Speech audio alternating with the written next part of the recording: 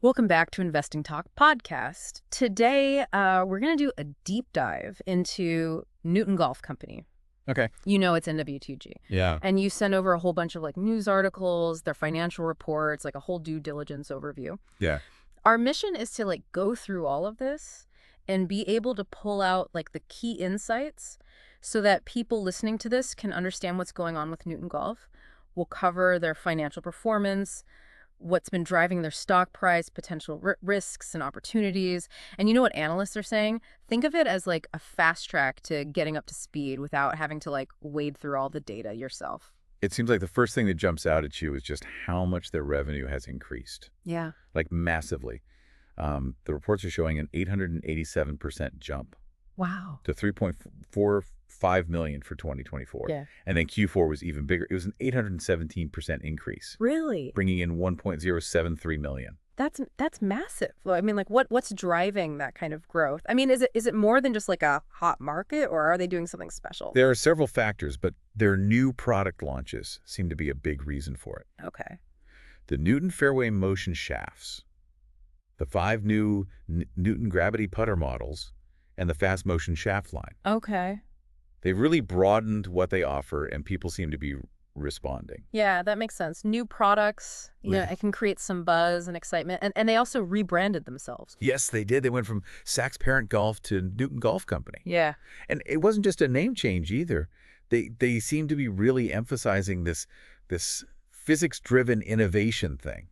Interesting. They're all about technology and performance. Yeah, how does that actually translate into the golf clubs themselves? Are there any particular materials or technologies they're using based on these principles? So new products, kind of a tech-focused rebrand. Yeah. I mean, it's interesting. What else is contributing to this growth? Well, they've been expanding into international markets, Okay. specifically Japan. And that seems to be paying off in a big way, according to the information. Okay, so it's kind of like a multi-pronged approach. Right. New products, a rebranding and expanding where they're selling their products. So the financials are looking good. Yeah. How has the market reacted to all of this? The stock price has been going up a lot, actually. Okay. Recent jumps have been anywhere from about 28% to almost 63%. Wow. Yeah. The reports directly link this to the positive Q4 results and all the buzz around the new products. Yeah, it sounds like investors are excited. Definitely. And the trading volume is high, which shows just how much interest there is in Newton Golf right now. Analyst sentiment is mostly positive, too. They see the potential for growth, but they're also warning about the stock's valuation. Right. And the fact that it could be volatile, especially after such a quick rise. Yeah, what goes up can come down. Exactly. I did see that they specifically mentioned a 62.91% jump on April 7th, 2025. That's a big move in a single day. That really shows how the market reacted to the news. Yeah. I mean, people are really seeing the potential in Newton Golf. So on the surface, it's all looking really good. Yeah. But let's take a closer look at their overall financial health. Okay. You mentioned this massive revenue growth, but are they actually profitable? That's a great question. They actually reported a net loss of $7.295 million. Okay. For Q4 2024. Wow. At over $8.34 million for the whole year. And that's mainly due to their high operating expenses and financing costs. So they're making a lot more money, but they're also spending a lot more. Okay, so it's not all sunshine and rainbows then. I mean, is it concerning that they're losing money even with all this growth? You'd think some of that revenue would be translating to profits by now. Yeah, it is something to watch closely. Yeah. But it's not unusual for a company that's growing this quickly to have high expenses. Okay, that makes sense. Yeah. What about their cash position? Do they have enough to keep this up? As of the end of 2024, they had $7.65 million in cash. Okay. Which gives them some breathing room to keep growing. And their debt-to-equity ratio is 0%. Okay. Meaning they have no debt. No debt. That's definitely a plus. It is. But you mentioned negative ROE and ROA. Yes. What's the significance of that? So ROE stands for return on equity. Right. And it tells us how much profit the company is making for every dollar that shareholders have invested. Okay.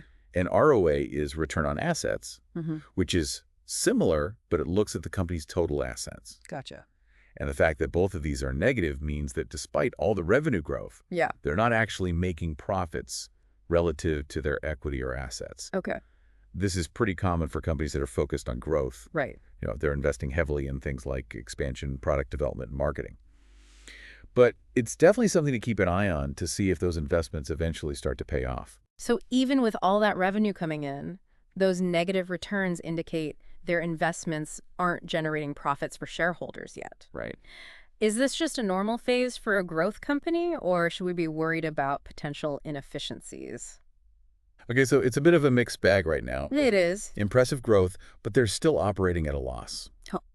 Let's break it down a little bit. What would you say are their biggest strengths right now? Well, they've got some innovative products, Okay. especially the Newton Motion Shaft, which is starting to get some attention on the pro tours. That's good. And being on those tours gives them a lot of visibility and credibility. Their expansion into international markets, especially Japan, shows that they're ambitious and that they have the potential to reach a wider audience. And their gross margins are improving, Okay. which means that they're getting more efficient in their operations and their product strategy. So that probably means that either they're getting their raw materials for better prices, Right. or they're becoming more efficient in their manufacturing. Exactly. Or maybe they're selling a higher proportion of their more profitable product lines. Okay, so those are some definite positives. What about red flags? What should investors be cautious about? Well, their operating expenses are still really high. Okay. And the fact that they're still reporting losses, even with all that revenue growth, Yeah. is a concern. Yeah. And as we talked about, the negative ROE and ROA are signs that profitability is still a challenge. These are things they need to address as they continue to grow. Okay, so those are some of the internal factors. What about the competition? Okay. Who are they up against in the golf equipment market? Well, it's a tough market dominated by some big names like Callaway and TaylorMade. Right. Newton Golf is trying to position themselves as a challenger in the premium segment. And their strategy is to differentiate themselves through this physics-driven innovation thing. Okay. They're really emphasizing the technology and science behind their products. So they're not just competing on price or brand recognition. Right. It's more about the tech behind their gear. Right. That could be a good way to stand out. Looking ahead, what does the future hold for Newton Golf? What are their plans and what kind of potential do they have? Well, they've announced plans to launch some new high-performance golf technologies, Okay. which could help them continue to grow if they're successful. And they also want to expand further into Asia and Europe, building on what they've already done in Japan. Okay. And they've actually given revenue guidance for 2025, Okay. projecting between $6.5 and $7.0 million, Wow. which shows that they're pretty confident about their growth trajectory. Yeah, that's a significant jump from the 3.4 million they reported for 2024. It sounds like they're expecting this momentum to continue. Right. But what are some things that could get in the way? What are the risks to their plans? Well, the golf equipment market is very competitive. And those big players have a lot of resources. Supply chain issues, which have been a problem for a lot of industries, could also be a challenge. And then there's always the risk of regulatory compliance in different markets as they expand internationally. Of course. And probably the biggest thing is whether they can go from this rapid revenue growth to actually being profitable in a sustainable way. So they've got a lot of potential, but also some real obstacles to overcome. Definitely. Okay, so to wrap up, what are analysts saying about Newton Golf right now? Most of them are recommending a hold on the stock, Okay. which means they see both the positives and the negatives. Yeah. They acknowledge the growth potential and the excitement around the new products, but are also concerned about the financials, especially the fact that they're not profitable yet and how much the stock price has gone up recently. It's a wait-and-see approach. It is. They want to see if Newton Golf can turn all that revenue into consistent profits. Yeah. So as you can see, Newton Golf is a company that's growing rapidly and generating a lot of buzz. They are. Their innovation and recent performance are definitely getting people's attention. But it's important to keep in mind those concerns about profitability as they scale up. The market has reacted strongly to their performance, but analysts are advising caution. So ultimately, understanding Newton Golf means balancing their impressive growth with the current financial realities and the competitive landscape.